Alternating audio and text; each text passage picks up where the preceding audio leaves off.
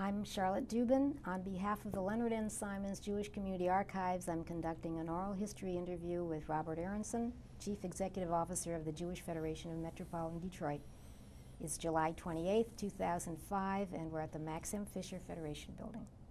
Mr. Aronson, do we have permission to use your words and thoughts in the future for educational and historical research and documentation? Yes. Bereshit, in the beginning. When and where were you born? I was born in Milwaukee, Wisconsin in 1951 on my dad's lunch break, he keeps telling me, on October 9th in, I think it was at Mount Sinai Hospital in Milwaukee. Mm-hmm. Do you know who you were named for? I think at that time in the 50s, all of us, other than my sister, Dina, who was named for my grandmother, I think all of us were given good American names. So there was a Steve, a Bob, a Bill, and a Sue. So I don't think I was really named for anybody at the time. My middle name is Paul, which I know nobody is related to. So it was the time of good American names. Tell me about your parents.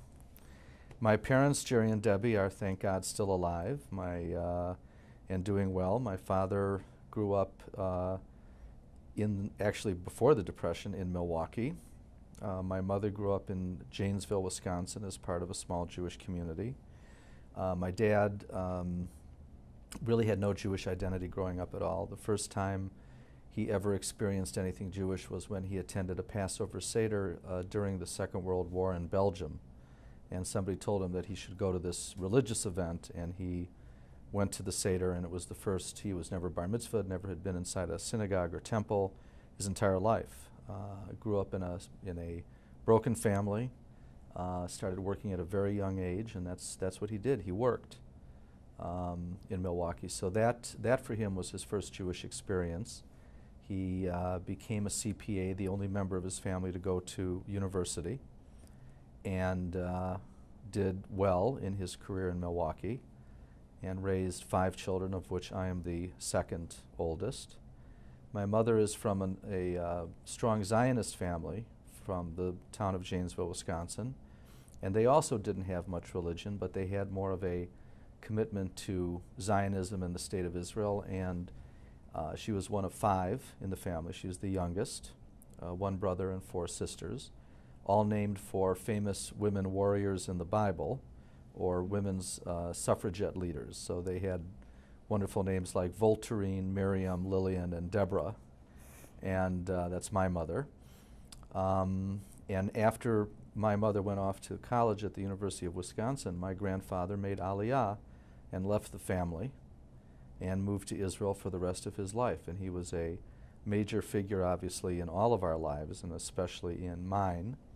So she came from really a Zionist family, but without any real Jewish identity. And they're doing well and still living in Milwaukee and still wondering what I do for a living. We'll go back to that in a moment, but I'm curious about that Israel experience that your grandparents had. Right. Actually, my grandmother, whose name was Dina, I have a sister named Dina, died in 1949. And when she died, that was the same time that my mother graduated from university and got married, and that's when my grandfather Max Feingold decided it was time for him to start a new life, and he made Aliyah at that time to a kibbutz in the Jezreel Valley in central Israel, and he wanted to live the socialist life. He met a woman over there who he married, whose name was Hannah, and they became man and wife. She was the only grandmother I ever knew. And they were very committed to communal living, no private ownership of anything. They felt that the kibbutz movement was really about building community together, and they left kibbutz in the early 60s when they saw that the kibbutz movement was now starting to become more privatized, when they introduced what was called a kumkum, which was a hot water a hot water pot that you could plug into the wall to boil water. When the kumkum was introduced into the rooms in the kibbutz, they decided they had had enough and they left kibbutz. They felt that the dream was over. Turned out they were right. It was the beginning of the end, but nobody at the time really saw it that way except for Max and Hannah. So they spent the rest of their lives in Israel, renounced their American citizenship, which was the stupidest thing they could have possibly done because they ended up living basically in poverty in Israel, and returned to America only once, which was for the occasion of my Bar Mitzvah, which is still in our family history a very famous time because it was the only time that all of the Max Feingold's children and all of the 18 grandchildren were together in one place at one time. What do you remember about that Bar Mitzvah, other than the fact I remember it was not really about me. I remember it was really about Chaim and Hannah. He changed his name to Chaim, coming back to America, and in those days, to make a trip from Israel to America was a whole thing.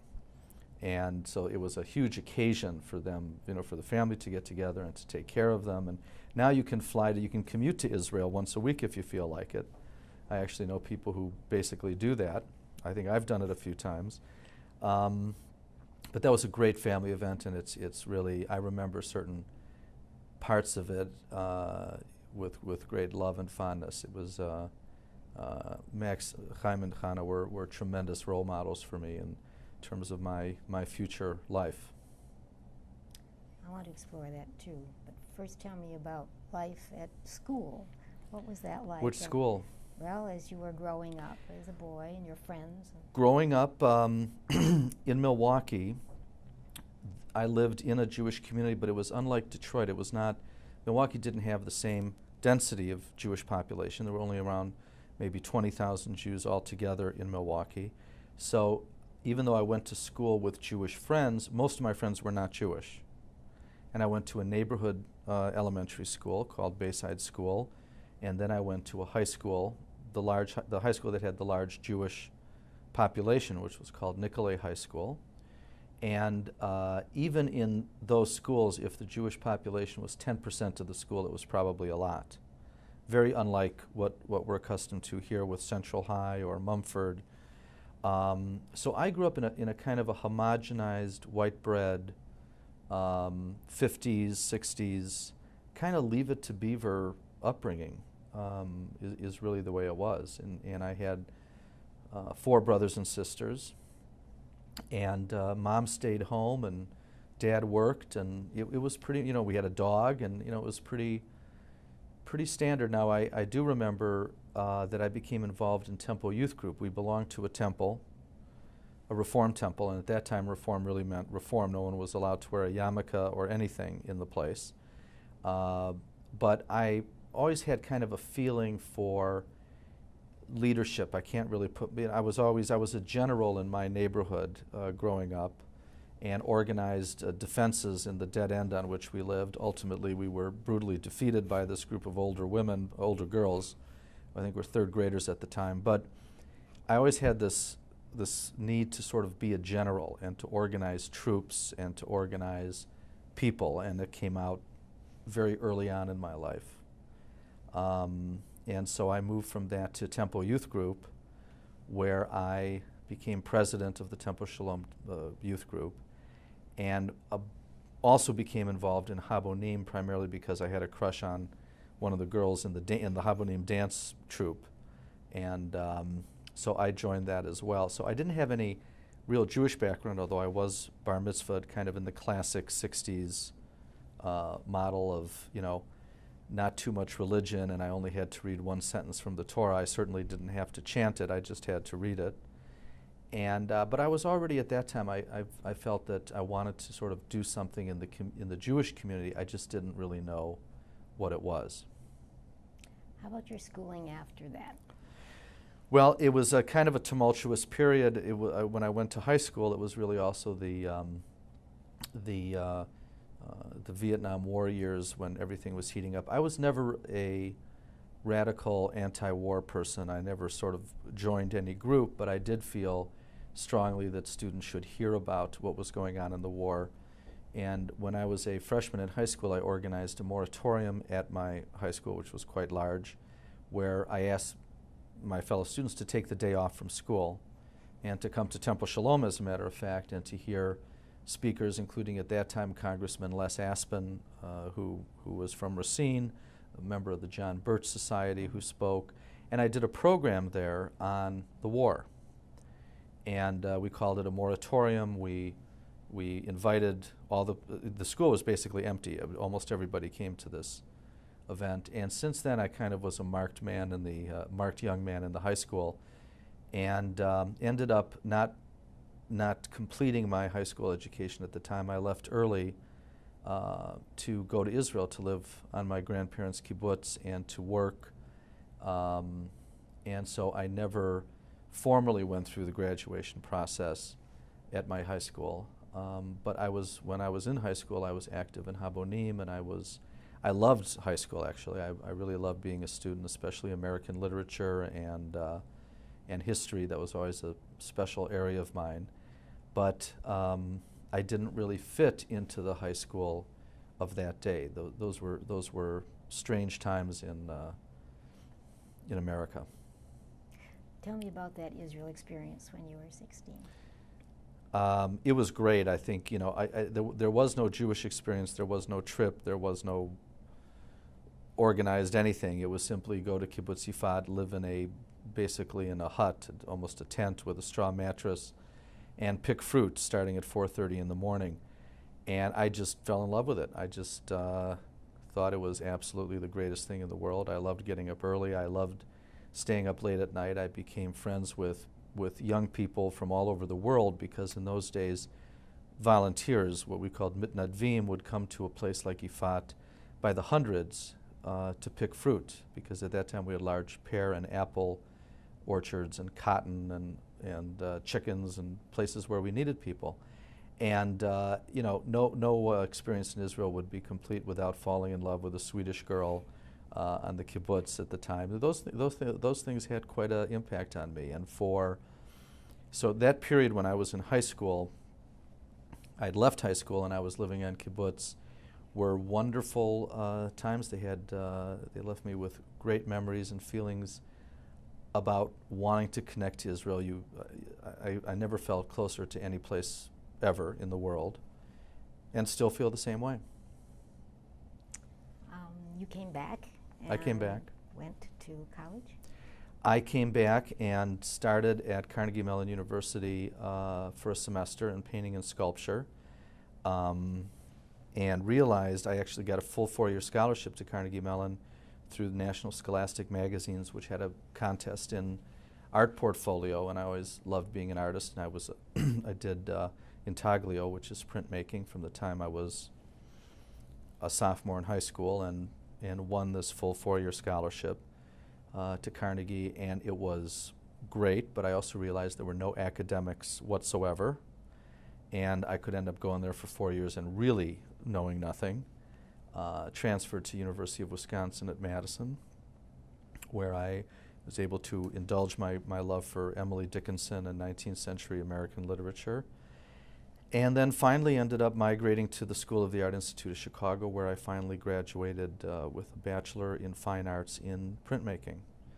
So it was a period of my life where I really didn't know what I wanted or where I wanted to be, whether it was Israel, whether it was here. I loved art. I never gave a career a single thought. I had no idea what I was going to do. For me, I think the seminal experience was the 73 war. I had gone through the 67 war when I was a sophomore in high school, and then had felt galvanized by what was going on, and I made my first gift to the Federation at the time. I still have the original pledge card someplace at home. I think it was $15, which for me was a lot at the time. And I felt it very strongly, but it wasn't until the 73 war, when I was already in my early 20s, that I felt it would impact my life, where I would make a career decision, a life-changing decision. And I decided at that time that art was great and fun and all of that, but it was irrelevant to really accomplishing anything in the world, and I wanted to try to do something to help. And at that time, I really decided to leave art school and to try to find some work in the Jewish community. I had no idea what it was going to be, but that was the major influence on me. How did you act on it? I had close friends who I'd lived with in kibbutz, French Catholics actually, and the husband went back to Kibbutz Yifat to take over the kibbutz for the war. I went to stay with his wife up in Montreal, and I started kind of job hunting in Montreal at that time. And basically what I did in Montreal and later in New York was I knocked on any door that had the word Jewish in it. And I just sort of wanted to work for the Jews. It was kind of weird. It sounds funny to say it now, but that's really how I conducted my career choice. And Montreal has a lot of Jewish organizations, but unfortunately it's all in Canada, so that was not that easy to find work there. And then I came back to Milwaukee after graduating the Art Institute and made visits to New York and Chicago and tried to, in effect, get in the door someplace, and was told every place that I went that, well, you have to pursue a professional degree before you can work for a Jewish organization. That was what I was told. I was sort of turned away at every place. When you went to work in Milwaukee, did you learn any particular lessons about working in the Jewish community field? I learned a whole bunch of lessons. I hardly know where to start. I remember that when I started working, my Aunt Lil said to me, I said, I'm working at the Federation. I really didn't know what a Federation was either. And I was paid $4,000 in my first year of work on a CETA grant, which was the director of the Federation at the time hired me kind of as a secretary or an aide de camp. I couldn't type, I couldn't take dictation, but he liked the idea of having sort of a male aide. So I started on a $4,000 grant from CETA, which was a program for persons with physical disabilities. I was paid through our local Jewish vocational service for a year. And I was thrilled, that I had any kind of job. But my aunt at the time said she thought the Federation was staffed by rabbis from the community who would come and volunteer their time in the afternoon. So that started my concept of what a Federation was, and took it from there. I think one of the big lessons I learned was, having been an art student, I still came to the office in jeans and often unshaven with long hair. And one day, one of the young leadership guys came into my office and he said, I noticed that you didn't shave today. And I said, yeah, I didn't shave. I don't shave all the time. He says, well, go home and shave. And that was an early lesson for me, that I was no longer able to just do as I pleased. I had to start listening to other people. And I learned a lot in that first year, believe me. And then where did you go from there? I worked in Milwaukee I worked my way up to sort of a delicatessen schlepper, where I would get sandwiches and drinks for people, and kind of learning about campaign a little bit. At that time, there was really no campaign person in our office except a UJ field man who was drunk from about 9 in the morning until about 10 at night, and I actually learned a lot from him. And he used to play the horses and drink all day long, and he was one of these kind of wandering UJ field men. But I learned a lot of kind of basic campaign stuff from him. And I did that actually for a year and a half until I learned about the block program at Wurzweiler School of Social Work at Yeshiva University, and at the urging of a woman who was a dear friend and a great influence on my life, whose name was Esther Leah Ritz, Oliva Sholem from Milwaukee. She told me, you have to go and get an education. And I said, why, Esther Leah? I'm making at that time, I was making $20,000 a year or $18,000 a year. I had an office. I could pay for my own lunch. I had why should I possibly go back to school? She said, you have to go back to school. You have a future. You have to be trained. And I was accepted into the block program, went off to school and got my master's in social work in the summers while I worked for the Federation during the year. And I spent about 6 years at the Federation doing that. You became campaign director? I became campaign director at the age of about 24 and thoroughly enjoyed it. I found that I really loved asking for money. In those years, we were not supposed to ask for money as Jewish professionals. So you kind of had to do it surreptitiously. You couldn't be caught directly asking for money. But I managed to work my way around that rule and to start to develop relationships with people and to talk with them about why supporting the Federation was important, and I early on started taking missions to Israel and found that I had a knack for it. And so I did that until up until the time that I was married, and then I took a job. Laura and I moved to New York, and I took a job as a community consultant for the Council of Jewish Federations in New York, and they assigned me only to the smallest of southern cities, from Richmond south to Jacksonville and west to Memphis. And for 3 years, that was my beat, was representing the Council of Jewish Federations in small Jewish communities in the South. For a Civil War buff, that must have been fun. Oh, I just loved it. It was great. Whenever I would go to a city, I would try to sneak out and see the latest, or visit the latest, the closest battlefield that I could. I got a chance to see a few of them. I certainly was hooked on it. The other thing is, I was really perceived as a Yankee and a carpetbagger by most of the Southern Jews. So I had to overcome. I developed a love for the Confederacy because it was one of the only ways that I could ingratiate myself with the communities.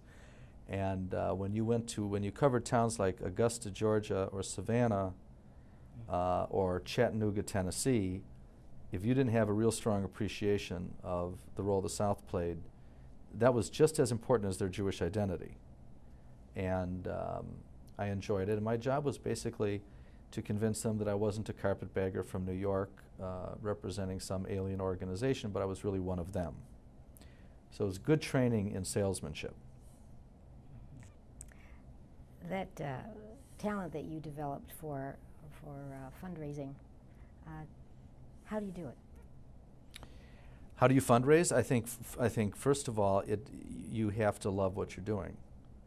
And if somebody asked me to go out tomorrow and raise money for something very important, but not something that was really dear to my heart, I don't think I would be a good fundraiser. If I was going to go out and raise money, let's say for a major cultural institution, I don't know whether I would be that good. I'm good at it because for a couple of reasons. Number one, you must be able to, you must be honest. You must have integrity and trust with the other person. The person that you're talking to cannot sense in any way that you are insincere or you are taking advantage of them. You have to know how to listen and communicate at the same time. But maybe most importantly, you have to also be able to subsume your own personality to somebody else's in a real conversation about giving. Because it's not about me. It's really about the person, the family, the individual, what they want, how they, through the act of giving, can achieve some goal, a Jewish goal, a communal goal, and that they can be better people for having given.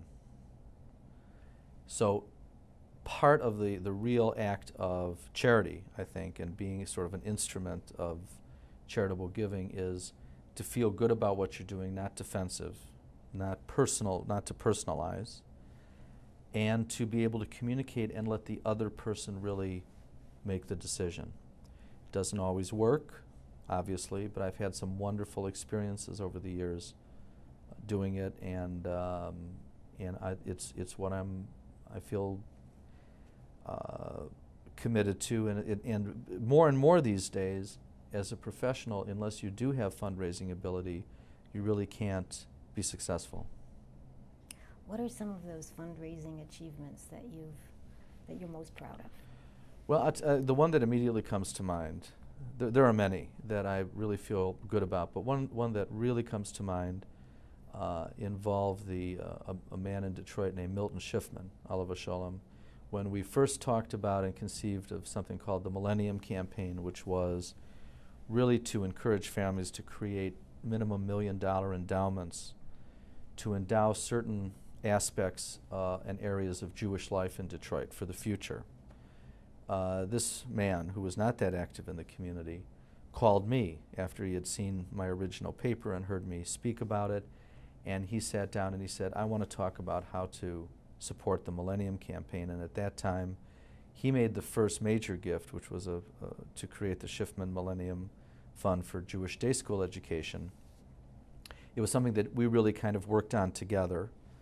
He loved it. He lived long enough to see this fund put in place to involve his children in the fund. The fund was really aimed at making sure that regardless of income, especially middle-income students, students from middle-income families would have an opportunity to attend the day school of their choice.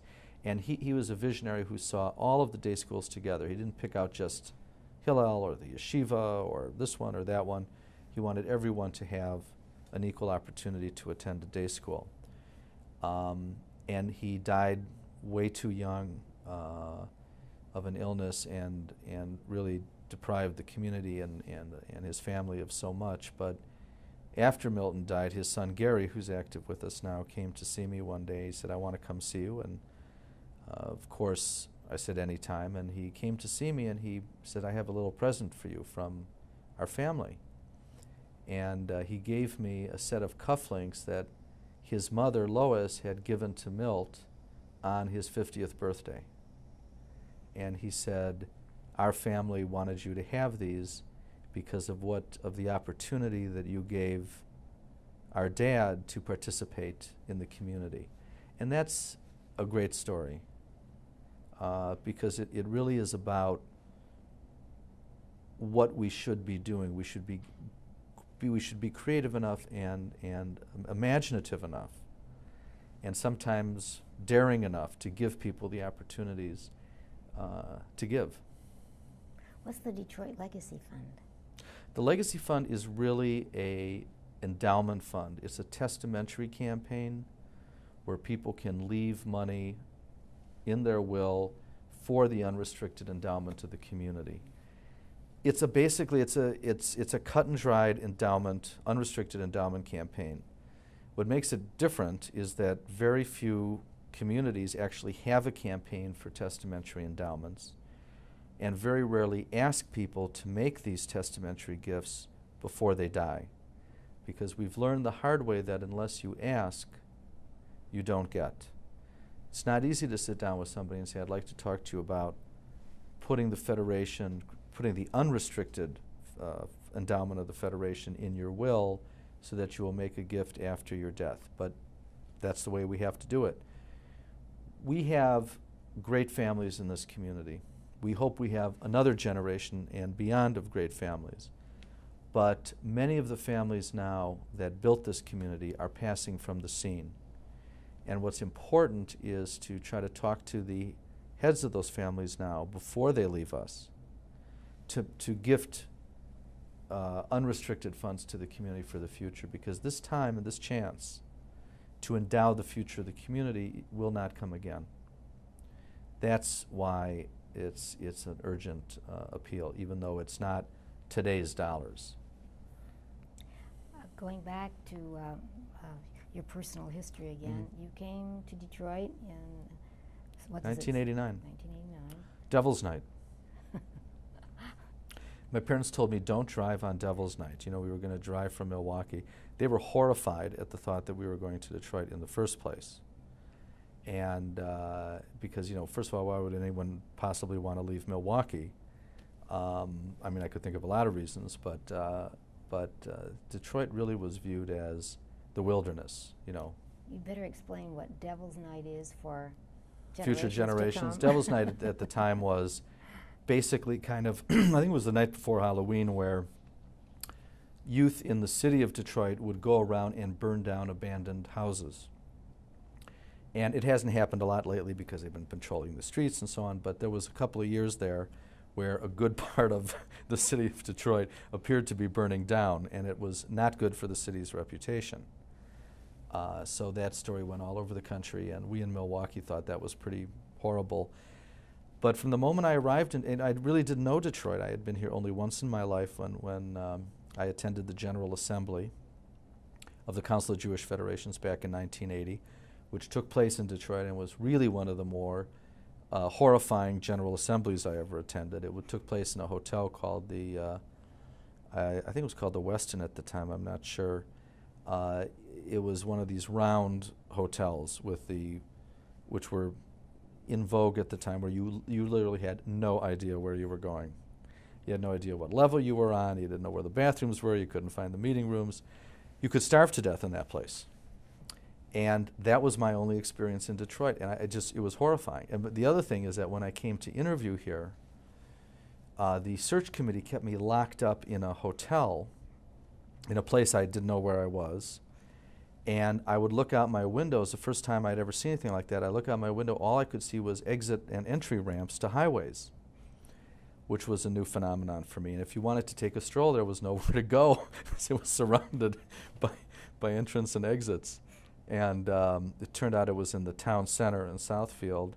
All the interviews were in the club, which was connected to the hotel. I don't think I went outside for 3 days. And I kept asking in the interviews where the office was, and nobody would tell me. And I said, well, like, where's the office? They said, don't worry, it's downtown. And I knew something was funny because nobody would even take me to see it. But I was, I never thought twice about taking the job. I was ready to leave. I had heard about it. Detroit was a great community long before I got here, of course, and that's one of the reasons I came. And I like to think it's been a love affair for the last 17 years. I did find hotels that aren't on the highway in Detroit, but that was my first experience. When you came, there were a number of challenges that Federation was... Certainly were. What were some of them? The biggest one was the office. The biggest one was that nobody was giving enough thought to where the Federation belonged. It was downtown. No one ever came into the building. We had a fully staffed kitchen with homemade gefilte fish and chefs and people working there, and it was great. Nobody but the staff, the idea of having volunteers walk into the building was something that they just were totally unprepared for. I knew from the moment I walked in that we had to move.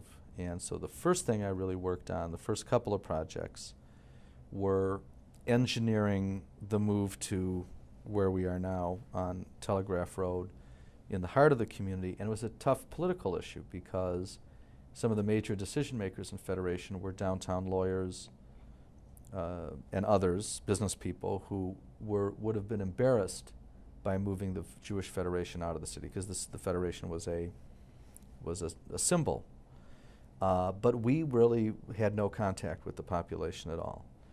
And with the help of a number of really extraordinary people here, we found this wonderful building that we're sitting in right now, and turned it into offices and also meeting rooms. And the excuse me, the Federation has never been the same. I think it really started to see itself differently, define itself differently once we moved here. And without Max Fisher, Oliver Shalom, who was my great dear friend and mentor all my years in Detroit, and who's with me every day, even though he's no longer on this earth, when I was able to convince Max to let us name the building for him, that made all of the opposition go away. It took me a few years to figure out how to relate to Max and how to talk to him and how to understand what was going on here, but after a couple of years, I think I got the hang of it. Tell me more about Max Fisher and your relationship with him. Well, he just was a very special teacher and friend. And what makes Detroit great really was the wonderful quality of the leadership here. Max was in a class by himself. He would always take the time to see me. He would always fill me in on what was going on in the community. He always wanted to know what was going on nationally. There were times I wanted to withdraw from the national scene, and he would tell me why it was important for me to hang in there. He would give me advice on how to talk with people.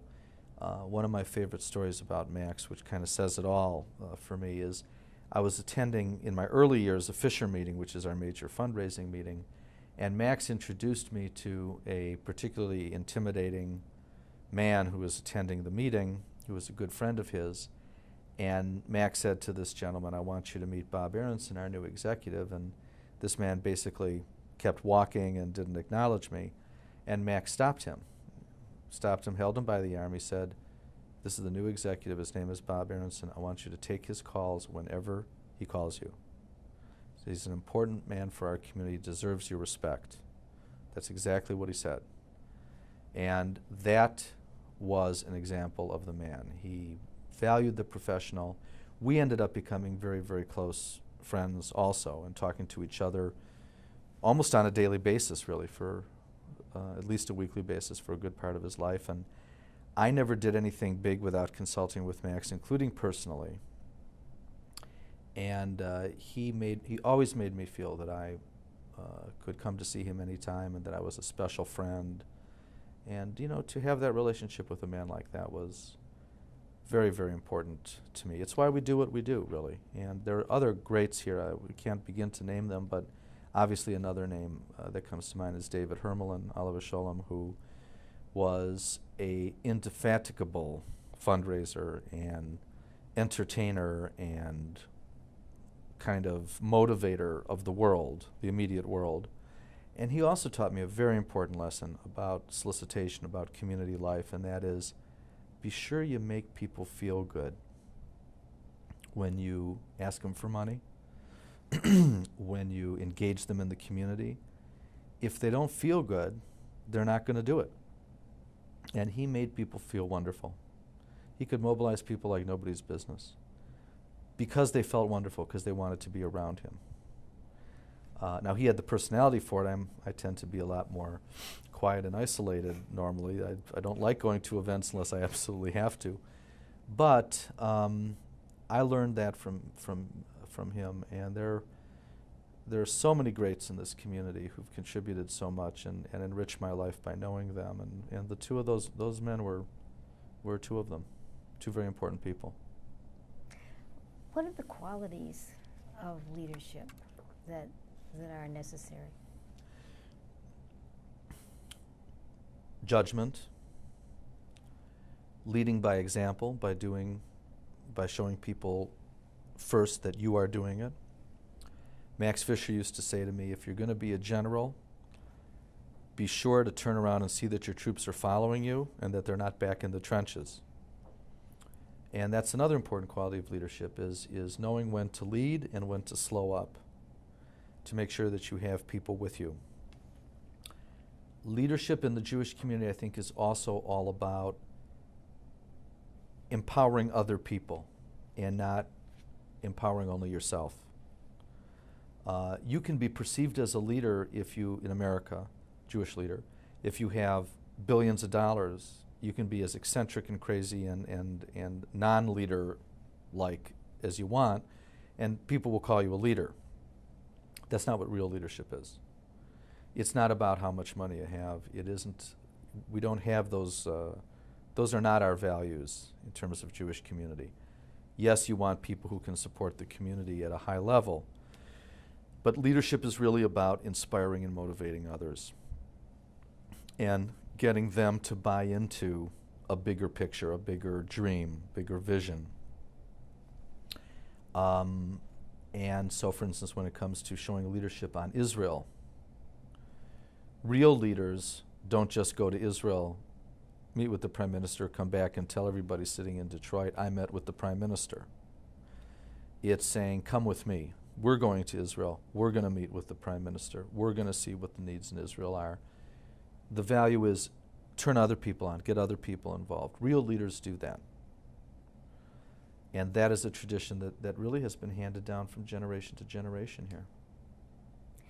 Another of those leaders, I suppose you would name, would be Bill Davidson. And I understand you are a charitable gift advisor Right. to Mr. Davidson and some others, I assume. Right, some other also to a man named Michael Steinhardt in New York, who is also a major philanthropist. I have really enjoyed working with Bill Davidson. He is very humble, quiet, unprepossessing man who knows what he wants and does it. He is not somebody who would seek public leadership or recognition. He's much more comfortable behind the scenes, but in his own way, really one of the most extraordinary philanthropists of our time in the country. And he does it, and he's effective. Bill is effective, along with his wife Karen, primarily because he seeks no recognition. He knows what he wants to get done. He does it. I just get to kind of help him along, help him do it, but it's really all coming from him. And Bill also shares a wonderful history in this community, president of Shaarei Tzedek, chairman of the campaign. What people ask me, what's different about Detroit? And if I could have a chance on this interview to talk a little bit about the greatness of Detroit, it really is that the values that the Jewish society here holds dear and prizes above all others are the values of service and leadership to the community. If you live in, just to pick on a city for a moment, Las Vegas, you may be prized for how big your house is and how big your car is or how big the hotel is that you own. That is not the case here. You cannot, in this Jewish community, be viewed as truly important or truly valued unless you follow a tradition of service to the community. And that was taught here long before. It was taught to Max Fisher. It was taught to Fred Butzel, who taught it to Max Fisher. And if you talk to any of the great leaders of this community today, Sam Franco, Bill Berman, Joel Tauber and others, they will all have a story for you about somebody who kind of tapped them on the shoulder from Detroit and said, you should follow me. You will be a leader someday. And they modeled themselves after these people. And that's really what this community is about. And hopefully, if I've accomplished anything in these sort of crazy 17 years, it is to begin to identify and to develop a new generation who will model themselves after our foremothers and forefathers in this community. Historically, Federation was a secular institution. Right. You have, by your own interest and both professionally and personally, you have a great interest in Jewish values and Jewish study, and I think you've carried this along through Federation's relationships with the various religious institutions. Can you talk a little bit about that? Well, all federations, I think, have gone through a period. Federations really went through, American Jewish federations went through 3 distinct periods in their history, which now is over 100 years. The first period was a period of settlement, which lasted up until basically the creation of the State of Israel, where Jews took care of other Jews who needed help just getting settled, and also saw their role as being good citizens of a general society. And those were really the years of the greatest sort of secular aspect of Federation, the synagogues. There was a complete wall between synagogues and Jewish education and federations, and the two never met at all. It would have been inconceivable to have an Orthodox person become a Federation director. That would have just been horrifying. They were left to synagogues, and those Orthodox synagogues were very far away from federations. Then we went through phase 2, which was basically the creation of the State of Israel and the establishment of federations as true community organizations, where thousands of people started giving who had not given before to a community as a result of the creation of the state, the wars of the State of Israel. Those were the years of growth for Federation, when new people became involved and not just the old German Jews or the old original founders of the community.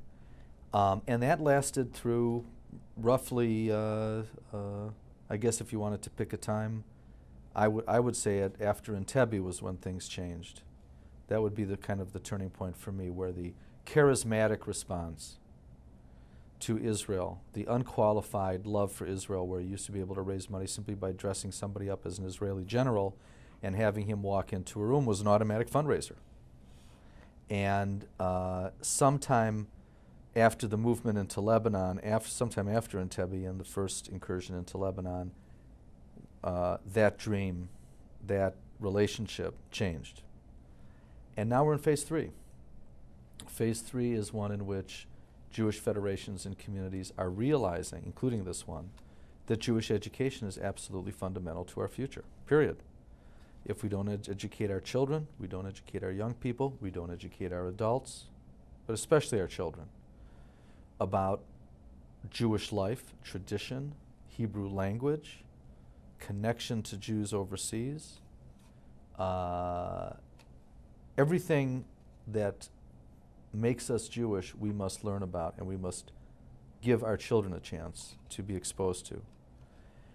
And that's the era of Jewish education, and really what's happening is that the traditional social welfare and even the traditional Israel agenda are giving way to this new approach. And we had to get out in front of the curve, which I think we did, and reach out to the synagogues and other Jewish learning institutions and say, how do we help? How do we collaborate? How do we get together?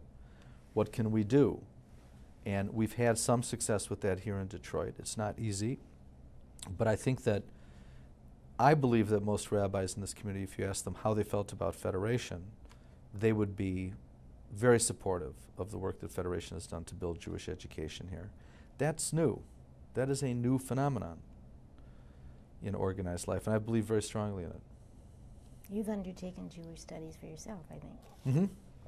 I've driven a few rabbis more than crazy, asking them questions about why do we do this and why do we do that. One of the perks of the job, I like to say, is that you have rabbis on call 24 hours a day. If you ever need a rabbi, you can always get a rabbi. Plus, you get a free lulav and an esrog.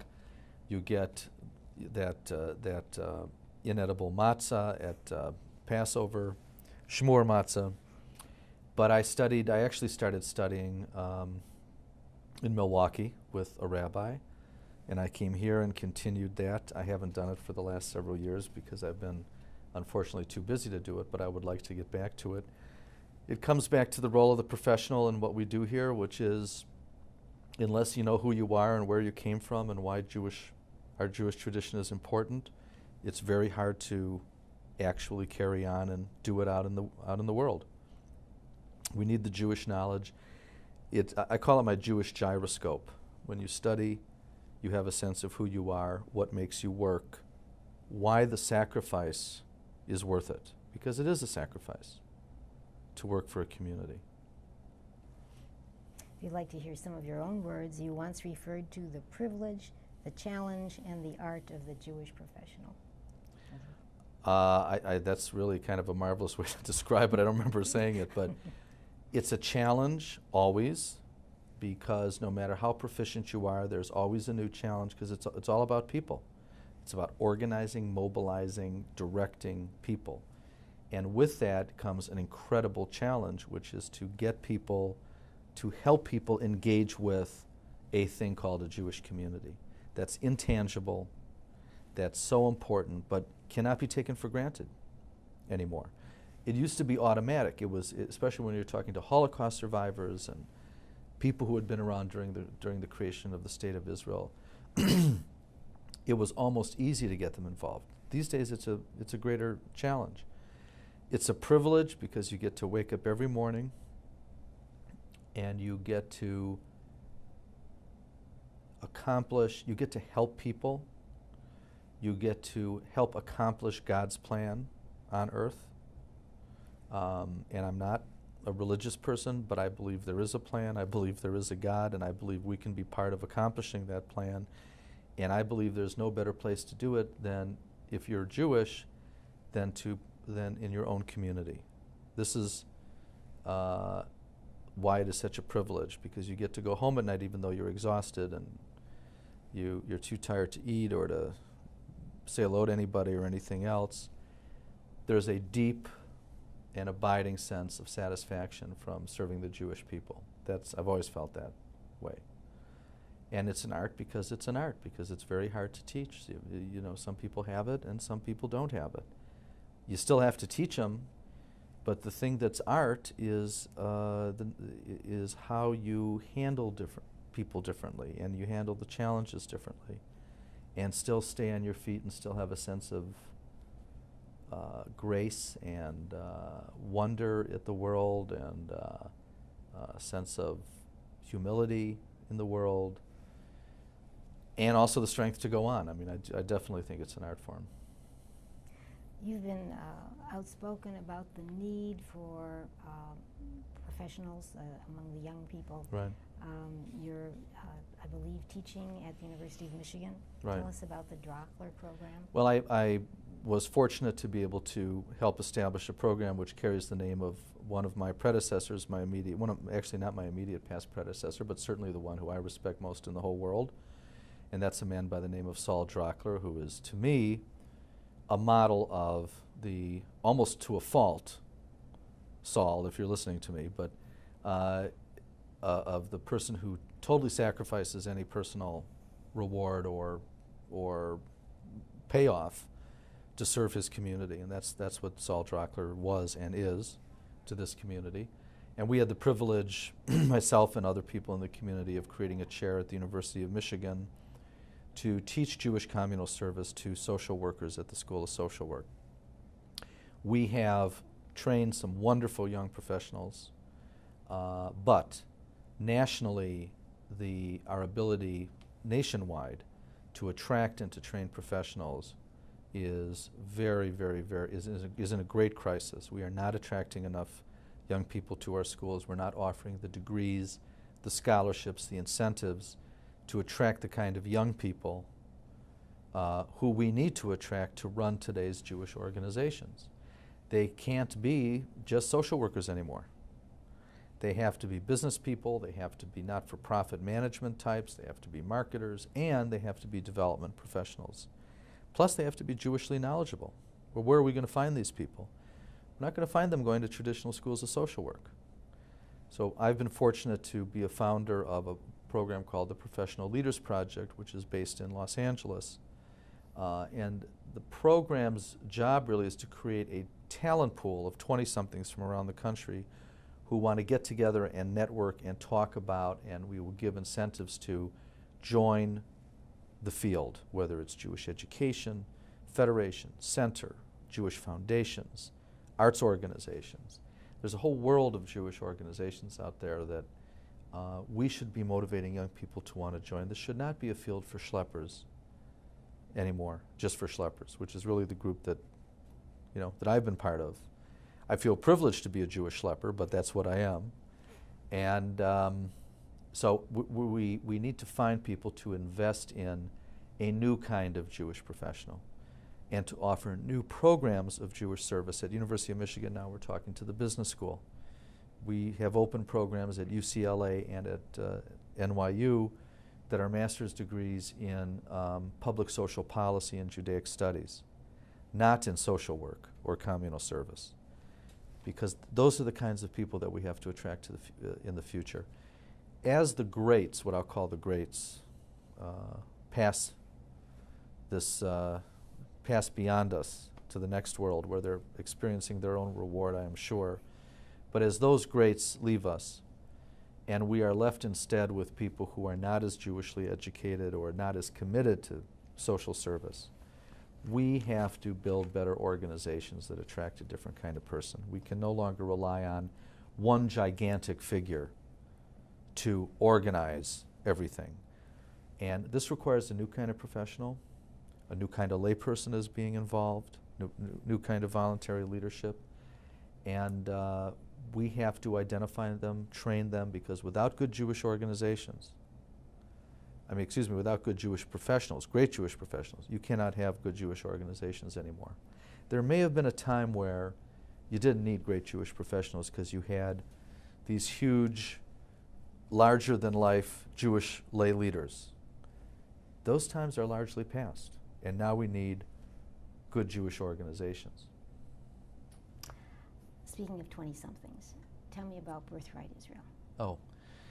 I was privileged to be the acting president of Birthright Israel for the last year, and I've been an advisor to it. It's a great program. It's a great idea, which is basically giving every college-age student between 18 and 26 around the world an opportunity to take a free trip to Israel, fully paid by a partnership including the government, a group of Jewish philanthropists and federations.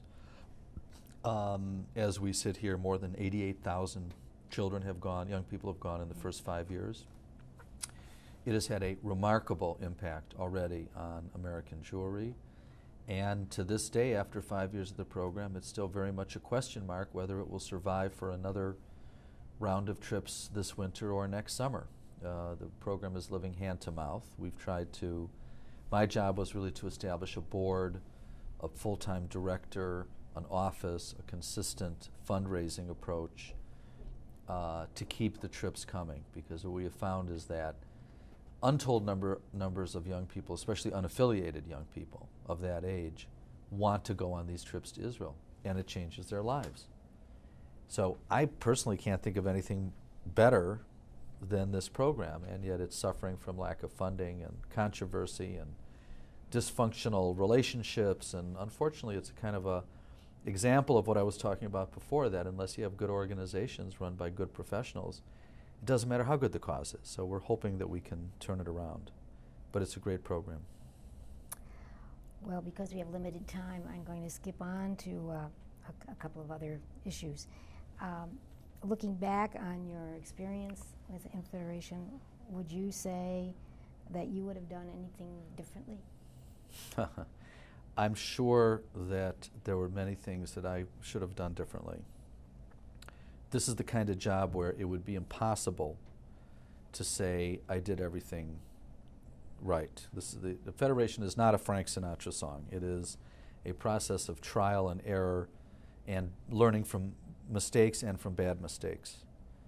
And I guess what I may have done differently is maybe have had a different career path that would have taken me to other places, but I've been so happy and I felt so good about working in Milwaukee and in New York and now in Detroit that I can't really imagine that another career path would have been better. It's overall I'm very, very happy with my career choice, even though I kind of fell into it and lurched into it.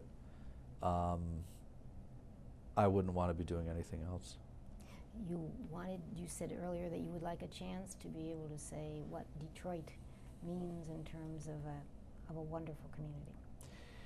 Detroit is that really one of the great Jewish communities in the world, not just America, and it's because it puts together a lot of great things. Physical beauty and enjoyment outdoors is not one of them. I sometimes refer to Detroit as the land between the highways because it's, and I go to other places. By the way, I think there's a direct correlation between what the city looks like and how good your federation is, because people here just have always taken community seriously, and we have been blessed with great leaders. That's what makes a community, is the people.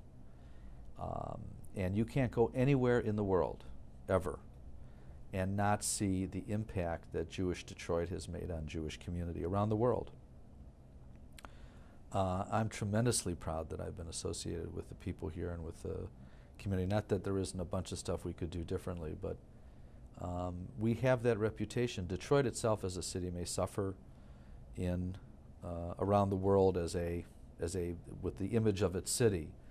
But you could be in Jerusalem or Kiev or Tokyo or Los Angeles and ask about the Jewish community of Detroit, and you'll hear the rave reviews about what this community has accomplished, and they're all true.